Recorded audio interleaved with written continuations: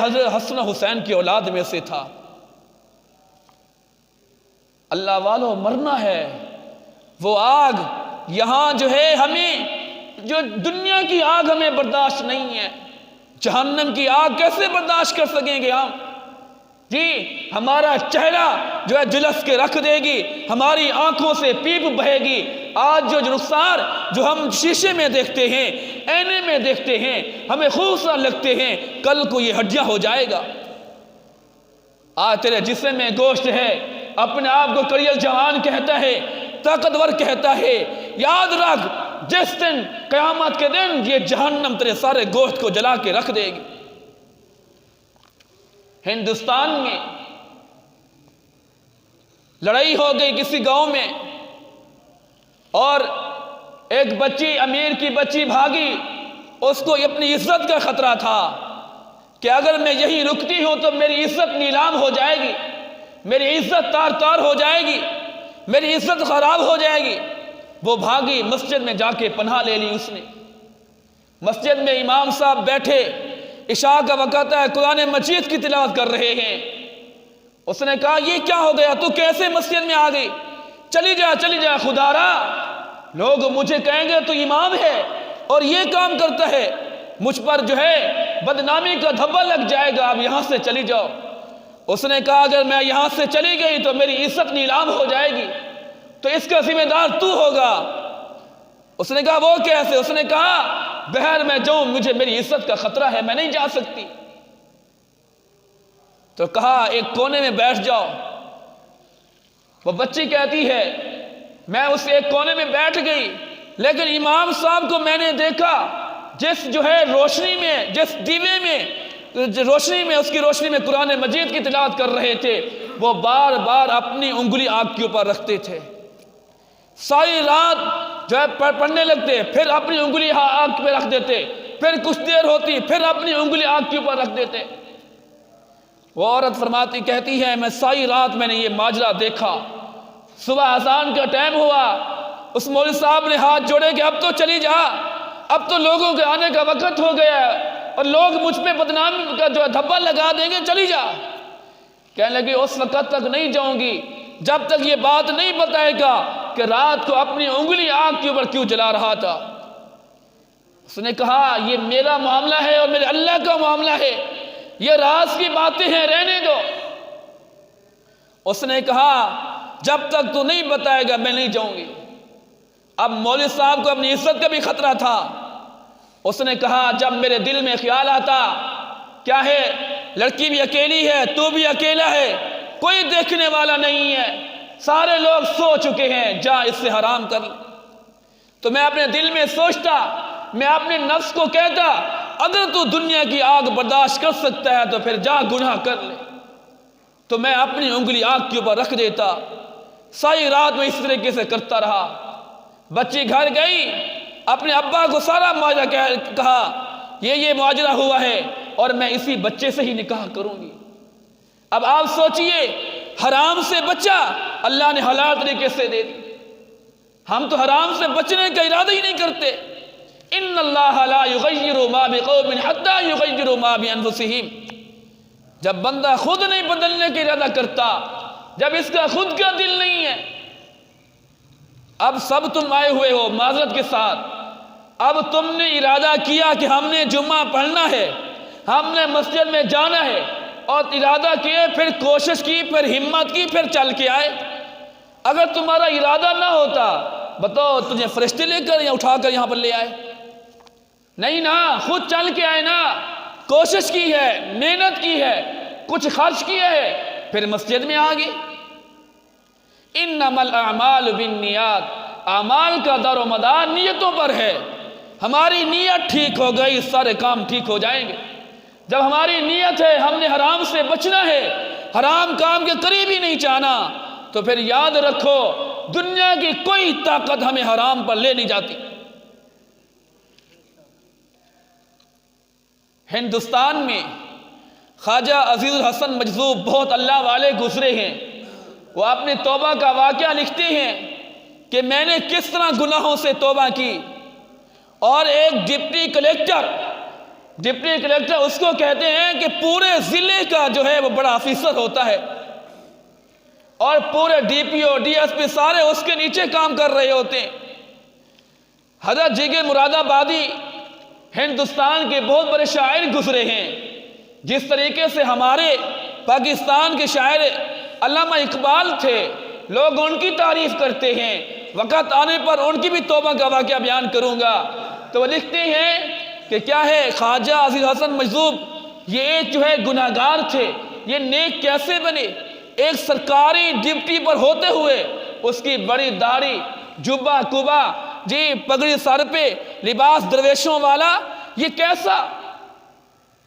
جگر مراد آبادی نے پوچھا بھئی یہ کیا ماجرا ہے؟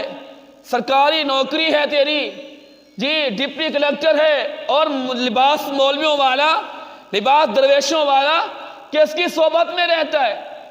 کہنے لگے ایک اللہ والے ہیں جن کا نام مولانا اشرف علی تھانوی رحمۃ اللہ تعالی علیہ ہیں، میں ان کی دربار میں رہتا ہوں، ان کی صحبت میں رہتا ہوں، اللہ نے ان کا رنگ مجھ پہ جو ہے دے دیا اور میرا یہ سارا رنگ تبدیل ہو گیا۔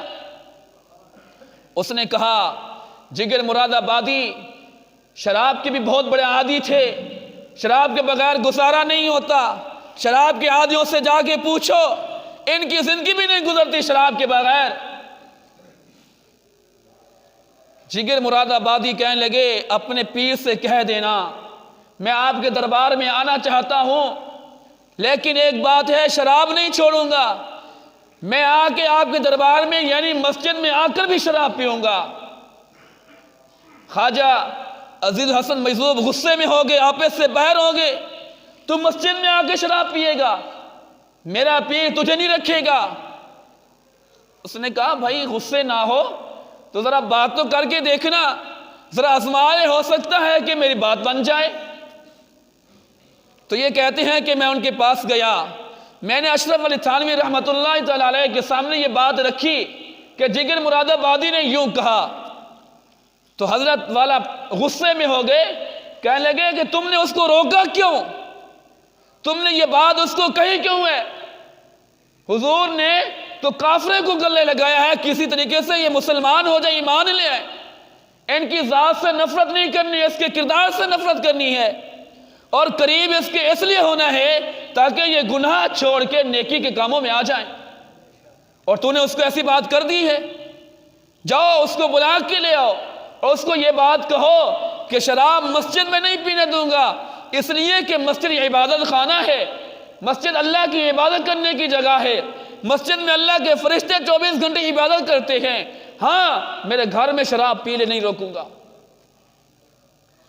جب خواجہ صاحب نے جا کے جگر مراد آبادی کو یہ بات کہی، ان کی آنکھوں سے آنسو جاری ہو گئے کہ مجھے اشرف علی تھانوی نے اس بات کی اجازت دے دی ہے، اور بہت روئے، ان کے دل کا کایا ہی پلٹ گیا، روتے ہوئے پہنچے حضرت کی مجلس میں پہنچ گئے، کہنے لگے حضرت میں بہت شرابی ہوں، بہت گناہگار ہوں، اور ساتھ ساتھ یہ شعر بھی پڑھ رہے ہیں، چلو چل کر دیکھیں تماشا جگر مراد آبادی کا، چلو چل کر دیکھیں تماشا جگر مراد آبادی کا، سنا ہے کہ کافر مسلمان ہو گیا ہے۔ یہاں کافر سے مراد نافرمان ہے، وہ مسلمان تو پہلے تھے لیکن گناہگار تھے۔ یہ شعر پڑھتے جا رہے ہیں اور روتے جا رہے ہیں، حضرت کے دربار میں پہنچ گئے، حضرت نے فرمایا جی میری بیٹھک میں رہ جاؤ، کہنے لگے حضرت 4 دعائیں ہیں، وہ دعا میرے لیے مانگو اور اللہ قبول کرے ان دعاؤں کو، اور اولیاء اللہ جس کے لیے دعا مانگ دیتے ہیں اس کی دعا قبول ہو جاتی ہے، ان کی دعاؤں میں کوئی شک نہیں ہوتا، اس لیے جو حرام سے نہیں بچتا چاہے کوئی بڑا سے بڑا ولی بھی اس کے لیے دعا کرے اس کے بارے میں اس کی دعا قبول نہیں ہوگی، اس لیے کہ ہماری بنیاد ہی صحیح نہیں ہے۔ ہماری بنیاد نیچے مضبوط ہوگی تبھی جا کے اوپر یہ عمارت مضبوط ہوگی، جب ہماری بنیاد ہی جو ہے نیچے کھوکھلی ہے تو ہماری عمارت گر جائے گی۔ کہنے لگے پہلی دعا یہ کرو کہ میں شراب سے پکی توبہ کر لوں، اللہ تعالیٰ مجھے اس بات کی توفیق دے ہمیشہ کے لیے میں شراب چھوڑ دوں۔ دوسری بات یہ دعا کرو کہ اللہ تعالیٰ مجھے داڑھی رکھنے کی توفیق عطا فرمائے اور ہمیشہ ہمیشہ کے لیے میں داڑھی سنت کے مطابق رکھوں۔ اور تیسری دعا یہ ہے کہ اللہ تعالیٰ مجھے بیت اللہ کی زیارت نصیب فرمائے، اللہ تعالیٰ مجھے حج کروا دیں۔ چوتھی دعا یہ ہے، فرمایا میرا خاتمہ بالایمان ہو جائے۔ دعائیں بڑی قیمتی ہیں، ہم سب چاہتے ہیں اور ہر مسلمان کا دل چاہتا ہے کہ ہمیں بیت اللہ کی زیارت نصیب ہو جائے، روضہ رسول کی زیارت نصیب ہو جائے۔ اللہ کے پاک پیغمبر کے روزے پہ جاؤ تو ایک حدیث لکھی ہوئی ہے اوپر، حاجی لوگ گئے ان سے پوچھو، فرمایا یہ حدیث لکھی ہوئی ہے کہ جس نے میرے روزے کی زیارت کی ہے، ایک دفعہ بھی کی ہے، کل قیامت کے دن میں محمد اس کی شفاعت کروں گا۔ اور یہ ہر بندے کی خواہش ہے، جاؤں مدینہ بھی دیکھوں، محبوب کا روزہ بھی دیکھوں، اللہ کا گھر بھی دیکھوں۔ حضرت نے دعا کر دی ہے، اللہ تعالیٰ سے دعا کی، اے اللہ اس سے شراب بھی چھوٹ جائے، یہ داڑھی بھی رکھوا لے، اور جو ہے یہ بیت اللہ کی زیارت بھی کر لے، حج بھی کر لے، اور اس کا خاتمہ بالایمان ہو جائے۔ میں نے بات شروع میں کہی کہ کوشش کرنا تمہارے کام ہے، آگے اللہ تمہاری مدد کریں گے۔ حضرت نے شراب چھوڑ دی، شراب چھوڑی، بیمار پڑ گئے، بڑے بڑے ڈاکٹر آئے کہ حضرت تھوڑی تھوڑی شراب اگر روزانہ پیو گے تو 2 سال تک تم زندہ رہ سکتے ہو، اگر شراب چھوڑ دو گے تو کل مر جاؤ گے۔ اس نے کہا اگر آج شراب چھوڑ دو، اس نے کہا آج مر جائے گا، اس نے کہا کل کا مرتا ہوا، میں ابھی شراب چھوڑتا ہوں، مجھے کل کی موت نہیں، مجھے ابھی کی موت چاہیے۔ میں گناہ چھوڑ کر مرنا چاہتا ہوں، گناہ کر کے مرنا نہیں چاہتا۔ یہ گندا منہ، یہ بغیر داڑھی والا منہ میں اللہ کے سامنے لے کر نہیں جانا چاہتا۔ میں اللہ کے سامنے کیسے کھڑا ہوں گا؟ میں اللہ کو جواب کیا دوں گا؟ میں اپنے محبوب کو کیا جواب دوں گا؟ قیامت کے دن آج تو میری عزت ہے، لوگ مجھے میری اشعار کی وجہ سے، میری شاعری کی وجہ سے میری عزت کرتے ہیں، قیامت کے دن یہی لوگ مجھے جو ہے روڑے مار رہے ہوں گے، مجھے گالیاں دے رہے ہوں گے، میں وہ دن نہیں دیکھنا چاہتا۔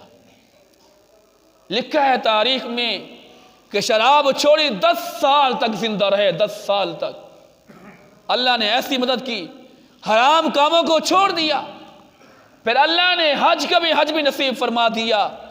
کہتے ہیں حج کر کے میں واپس آ رہا تھا، پہلے یہ ٹانگیں وغیرہ کس کی سواری ہوا کرتی تھی، کہتے ہیں پہلے تو 6 مہینے کا سفر ہوا کرتا تھا، یہ گاڑیاں یہ جہاز وغیرہ نہیں ہوا کرتے تھے، 6 مہینے لگے، 10 مہینے لگے، جتنا وقت لگا، یعنی کافی عرصے کے بعد ہندوستان میں داخل ہوئے۔ بڑی بڑی داڑھی ہے، سنت کے مطابق لباس ہے، اور ٹانگے کے اوپر بیٹھے ہوئے ہیں، اور ٹانگے والا یہ شعر پڑھ رہا ہے، چلو چل دیکھیں تماشا جگر مراد آبادی کا، سنا ہے کہ کافر مسلمان ہو گیا۔